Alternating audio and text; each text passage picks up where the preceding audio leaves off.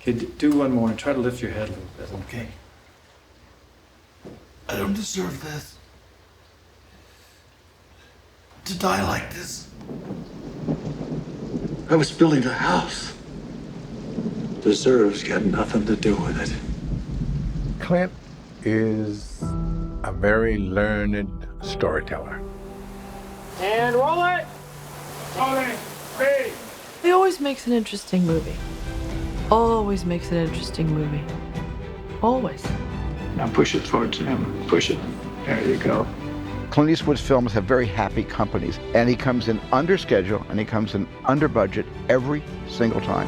If you have a good screenplay, you're 50% there, and if you cast it well, you're at 40% on top of that, and there's 10% of which you can screw it up.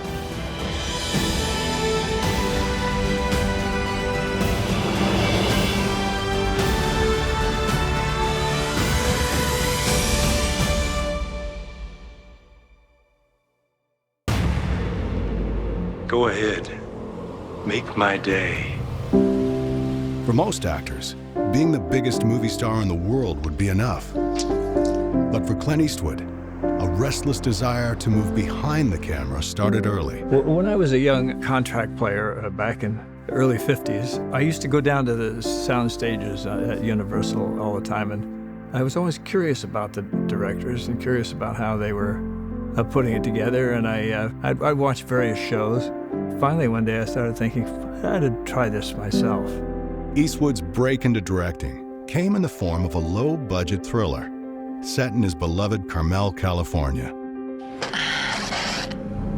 I knew Clint as a humongous movie star, just this international icon. And what changed me completely, and I think changed most of the rest of Hollywood, was when all of us saw Play Misty for me and realized that there was a storyteller, not just an actor, whose job it was to tell someone else's stories. With Play Misty for Me serving as his auspicious debut, Eastwood began a directing career firmly rooted in classic American cinema. You know, he is a kind of a throwback to the old days of movie making. You know, the thing about Clint Eastwood is his films are put together in a much more old-fashioned Hollywood style. That style is gone. It's not there. The last link, I think, is with Eastwood. Clint has been very fortunate in that he has an arrangement with Warner Brothers. And over the years, because of his star power, he's used that power to do the kinds of movies that he wants to do. $1 Million Baby, it's, you know, that's not the kind of movie that a studio would make.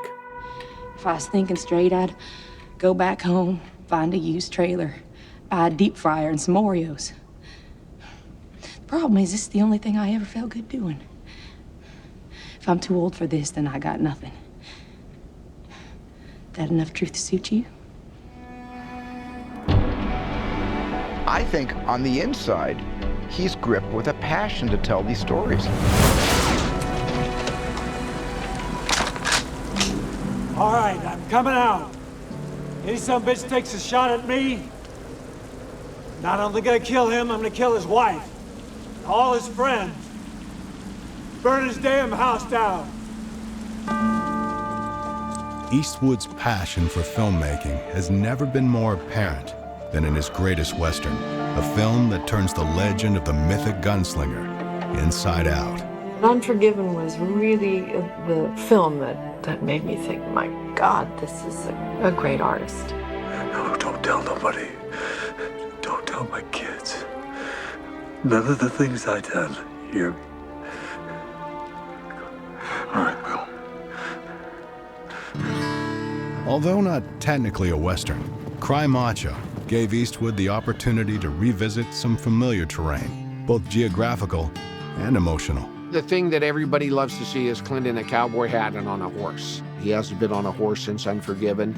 Let's see if we're the right leg length. But the first day that we filmed the scene of him up on the horse, the crew, they were just like all so excited. It was a special moment. He's back in the saddle again. Good. Get your heels down. Your dad's gonna be a happy man. See that. There's also sparks for a relationship with a woman in his life again. Okay. Really good. I'm catching on to this stuff. See?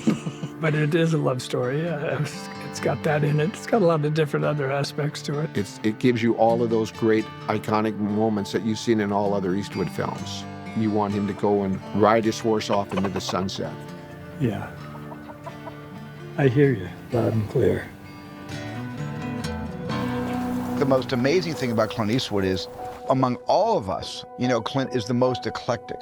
He's a chameleon in that he adapts to the book or to the screenplay, so he changes up.